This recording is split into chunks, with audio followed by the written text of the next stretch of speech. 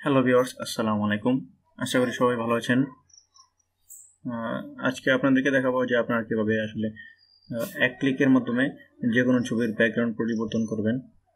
তো কথা না বাড়িয়ে চলুন সরাসরি ভিডিওতে চলে যাই। তো এক ক্লিকে ব্যাকগ্রাউন্ড পরিবর্তন করার জন্য অবশ্যই আপনাকে একটি ছবি এখানে আনতে হবে। ছবি আনার জন্য আমরা ফাইলে গেলাম, ফাইলে ক্লিক করার পর ওপেনে ক্লিক করলাম। ওপেনে ক্লিক করার পর আপনি যে ছবিটির ব্যাকগ্রাউন্ড পরিবর্তন করতে চান আপনারা অবশ্যই সেই ছবিটি এখানে নিয়ে আসবেন। আমি এখান থেকে একটি ছবি নিয়ে আসলাম। আমরা এটি করছি ফটোশপ সিসি দিয়ে। আপনি যে কোনো ফটোশপ দিয়ে এটি করতে পারেন, কোনো ঝামেলা হবে না। এখানে আপনারা টুলবার থেকে এই ম্যাজিক টুলটি সিলেক্ট করে দেবেন। ম্যাজিক টুল সিলেক্ট করার পর আপনার যে ব্যাকগ্রাউন্ডটি পরিবর্তন করতে চান সেটিতে ক্লিক করে দেবেন। অবশ্যই এক্ষেত্রে আপনারা খেয়াল রাখবেন যে আপনার ছবির ব্যাকগ্রাউন্ডটি এক কালার হতে হবে। ব্যাকগ্রাউন্ডটি এক কালার হলে তাহলে আপনি অবশ্যই এক ক্লিকের মাধ্যমে এটি সহজে চেঞ্জ করতে পারবেন, যদি অন্য কোনো কালার না থাকে, অন্য ব্যাকগ্রাউন্ড না থাকে। আমার এখানে অবশ্যই একটু অন্য কালার রয়েছে, এই জন্য আমি দেখিয়ে দেবো যে কীভাবে চেঞ্জ করবেন। আজকে ভিডিওটি করতে আমার খুব সমস্যা হচ্ছে, কারণ আশেপাশে খুব নয়েজ রয়েছে। যাই হোক, এখান থেকে আপনারা কিবোর্ডে শিফট বাটন চেপে ধরে এই যে কালার রয়েছে সেটিতে মাউসের সিলেকশন বাটন ক্লিক করবেন, অর্থাৎ বাম পাশে যে বাটনটি রয়েছে সেটি চাপ দিয়ে এভাবে পুরো কালারটি সিলেক্ট করে নেবেন। সিলেক্ট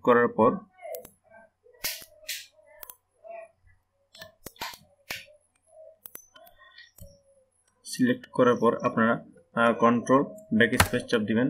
ব্যাস, এ দেখুন ব্যাকগ্রাউন্ডটি চলে গেছে, অর্থাৎ চেঞ্জ হয়ে গেছে।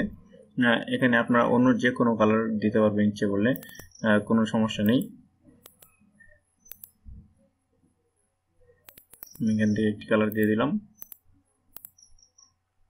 Control back space. দেখুন হয়ে গেল। আমার এখানে অবশ্যই যে এটুকুতে চেঞ্জ হয়নি কালার। আমি এটা আবার একটু সিলেক্ট করে দিই পুরোটুকু,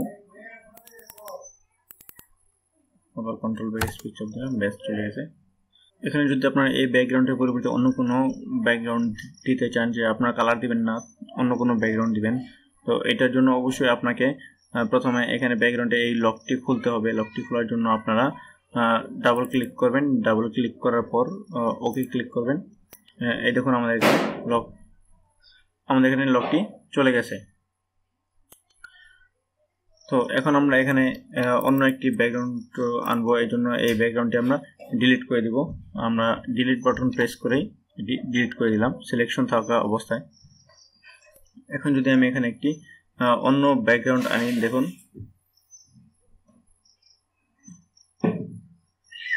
আমি ডেস্কটপ থেকে একটি ব্যাকগ্রাউন্ড নিয়ে যাচ্ছি। এখানে আমার একটি ব্যাকগ্রাউন্ড রয়েছে, ড্র্যাগ করে আমি মাউস ড্র্যাগ করে ফটোশপে নিয়ে আসলাম। আপনারা ওপেন করেও নিয়ে আসতে পারেন, কোনো সমস্যা নেই। এটি আনার পর আমি একটু ঘুরিয়ে দিলাম।